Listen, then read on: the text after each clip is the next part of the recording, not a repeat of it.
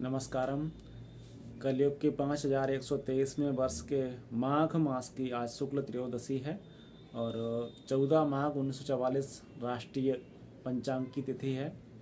जैसे जैसे चुनाव नज़दीक आते जा रहे हैं 9 राज्यों के और लोकसभा चुनाव जो 24 में होने हैं, वैसे वैसे संघ भाजपा सहित अन्य सभी जितने भी क्षेत्रीय राष्ट्रीय दल हैं वो धीरे धीरे एकदम प्रखर हिंदूवादी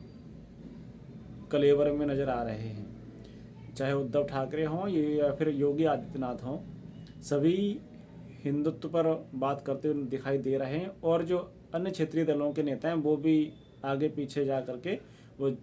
हिंदूवादी या जातिवादी होने का अपना जो भी प्रपंच वो करते रहे हैं वो कर रहे हैं। तो अब प्रश्न उठता है कि अब योगी आदित्यनाथ जो नाथ संप्रदाय के सन्यासी योगी हैं, उनका जो हिंदुत्व है वो वास्तव में हिंदुत्व है या फिर एक चुनावी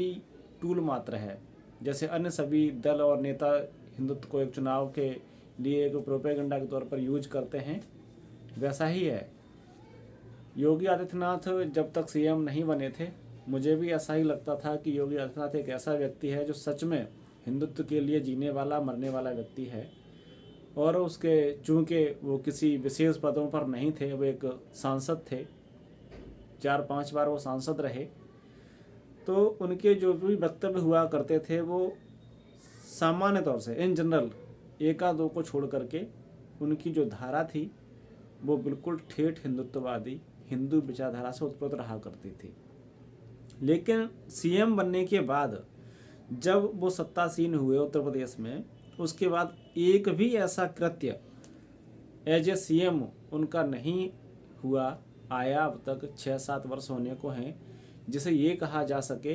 कि ये हिंदुत्व को, हिंदू समाज को, इस संस्कृति को किसी भी रूप में एक लंबा जीवन प्रदान करने में या उसको सर्वाइव करने में कहीं भी सहयोग करेगा।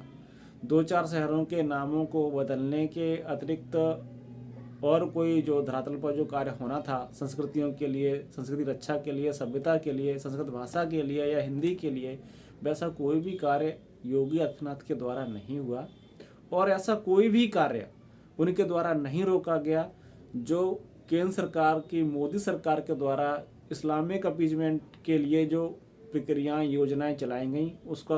किसी भी स्तर पर कोई विरोध नहीं हुआ। अर्थात वो ज्यों की त्यों जस की तस उत्तर प्रदेश में भी, बल्कि बढ़ चढ़ करके भी उसमें योगदान देते हुए उन्हें लागू किया गया है। और अभी जलगांव में जो कार्यक्रम में उन्होंने पुनः सनातन धर्म, राष्ट्रवाद, हिंदुत्ववाद की जो भाषणबाजी की है, ये टोटली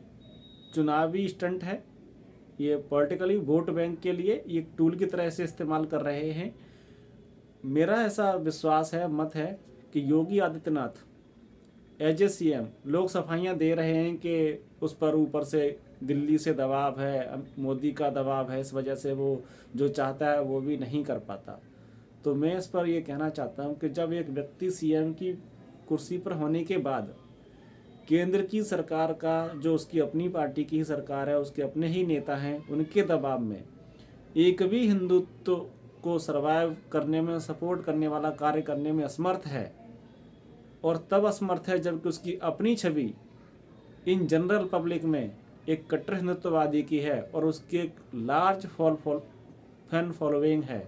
मैं स्वयं उनका अच्छा खासा फॉलोअर रहा हूँ एक लंबे समय तक। उसके बाद उसके ये हालत हैं कि वो कोई भी ना तो अपीजमेंट की किसी पॉलिसी का विरोध कर पा रहा है और ना ही हिंदू को सपोर्ट करने वाली किसी योजना को लागू कर पा रहा है, जबकि वो एक सीएम है, एक मठ का मठाधीश भी है। उसे सीएम की कुर्सी से इतना लगाव, प्रेम है कि जैसे कि कुर्सी जाने पर शायद वो भुखमरी का शिकार होकर के मर जाएगा। तो मुझे नहीं लगता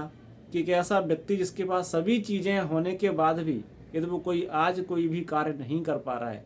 तो शायद वो कभी हिंदुत्व के लिए कर पाएगा। इसमें दूसरी बात यही आती है कि जब इतना समर्थ होने के बाद जब कोई कार्य नहीं कर रहा है तो इसका मतलब है कि उसका जो भी हिंदुत्व का जो भाषणबाजी थी, बयानबाजी थी, या जो सत्ता में आने से पहले जो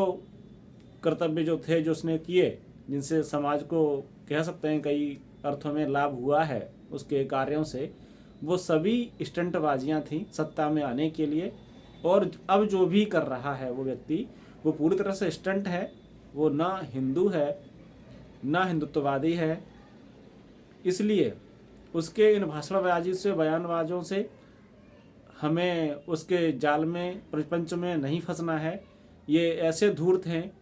जो हिंदुत्व को सिर्फ अपनी पॉलिटिकल इमेज के लिए, सत्ता के लिए, वोट के लिए प्रयोग करते हैं।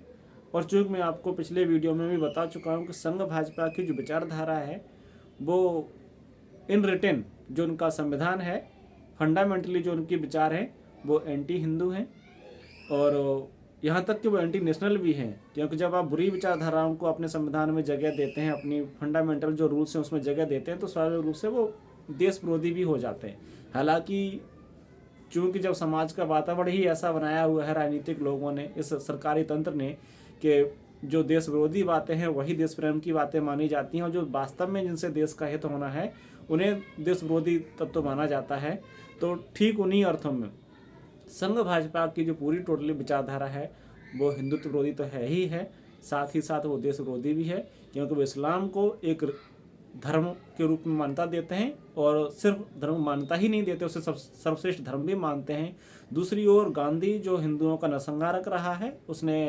भारतीय राजनीति में एक अनैतिकता का एक पूरा प्रचार प्रसार किया है। उस व्यक्ति को वो अपना आदर्श मानते हैं। और ऐसे ही तमाम तथ्य हैं, वो समाजवाद को फॉलो करते हैं, जैसे जिसका जो मूल जो अर्थ है, जो कार्ल मार्क्स आजकल जैसे संघी के जो छोटे मोटे टुच्चे से जो आईटी से लिया, जिनका नाम आजकल रखा गया है, वो जो बकवास करते रहते हैं कि वामपंथी हैं, ये कम्युनिस्ट हैं या मार्क्सवादी हैं, वो सभी विचारधाराओं को ये दोनों ही संगठन अपने आदर्श वाक्यों में, अपने नियमों में उसे मानते हैं। और अपने व्यवहार में भी उस चीज़ों को आप देख सकते हैं, वो एक ऐसी प्रक्रिया को चला रहे हैं जो अलोकतांत्रिक है हर तरीके से। तो इसलिए मेरे प्रिय हिंदू भाई बहनों, हमें ये ध्यान रखना है कि संघ भाजपा जैसे संगठन जो हिंदू कलेवर में तो हैं, लेकिन ये सर्वाधिक हिंदू विरोधी हैं। नमस्कारम।